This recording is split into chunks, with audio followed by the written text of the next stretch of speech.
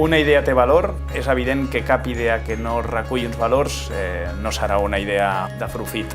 Reforma horària, comencem a treballar a les 8 o a les 10. Societat complexa, però millor començar a les 8 que no a les 10. Intentem acabar més d'hora possible per fer més coses. D'aquí són les dades de l'empresa de l'usuari, per descomptat sempre de la persona. Salari emocional o salari econòmic?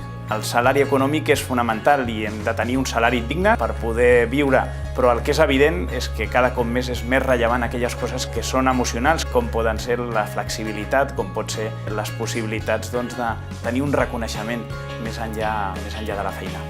Robots i humans, som competència o sumem intel·ligència? Jo diria que els humans sumem, però els robots multipliquen.